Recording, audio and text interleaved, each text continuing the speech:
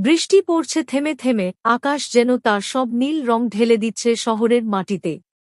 তমাল জানালার পাশে বসে বইয়ের পাতা উল্টাচ্ছিল, কিন্তু মনটা ঠিক বইয়ের মধ্যে ছিল না।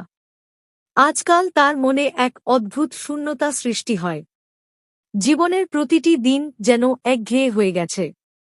অফিস, বাসা, আবার অফিস, এমনভাবেই দিন কেটে যাচ্ছে। এমনই এক বৃষ্টির দিনে তার জীবনে আলো হয়ে এসেছিল মেঘলা। মেঘলার সাথে তার প্রথম দেখা হয়েছিল কলেজের শেষ দিনে। বৃষ্টির সেই দিনটি মনে পড়লেই তমালের মুখে এক টুকরো হাসি ফুটে ওঠে। ক্যান্টিনে এক কাপ চায়ের আড্ডায় যখন হঠাৎ সে প্রথমবার মেঘলার চোখের দিকে তাকিয়েছিল, তখনই বুঝেছিল এই মেয়েটা একটু অন্য রকম। মেঘলার চোখে ছিল স্বপ্ন আর হাসিতে ছিল অদ্ভুত এক মাধুর্য। কলেজ শেষ হবার পর তমাল ভেবেছিল আর কখনো দেখা হবে না মেঘলার সাথে। কিন্তু নিয়তি যেন তাকে নতুন এক গল্প শোনাতে চেয়েছিল। কয়েক বছর পর অফিসের এক মিটিংয়ে হঠাৎ করে তার সামনে এসে দাঁড়ায় মেঘলা। মেঘলার চোখে একই সেই স্বপ্নিল দৃষ্টি, একই মায়াবী হাসি।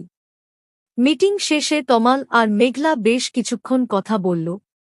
সেই পুরনো দিনগুলো নিয়ে স্মৃতিচারণ করতে করতে দুজনের মন যেন আবার নতুন করে ভরে উঠল। এরপর থেকে তারা প্রায়ই দেখা করতে শুরু করল। মেঘলা ছিল চঞ্চল, প্রাণবন্ত। তমাল তার ভিতর থেকেই যেন নিজেকে নতুন করে খুঁজে পেল।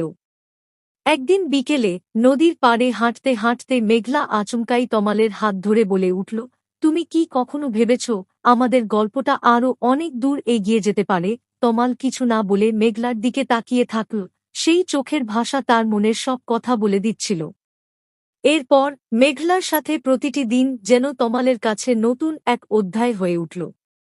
তারা একসাথে সবুজ মাঠে, নীল আকাশের নিচে, কাঁচা রাস্তার ধারে হাঁটত। তমাল আর মেঘলার ভালোবাসা ছিল বৃষ্টি ভেজা বিকেলের মতো, মিষ্টি, সতেজ আর অসীম। কিছুদিন পর তারা দুজনে বিয়ে করল। সেই শেষ বিকেলের আলোতে তাদের ভালোবাসার গল্পটা নতুন রঙে রাঙা হল।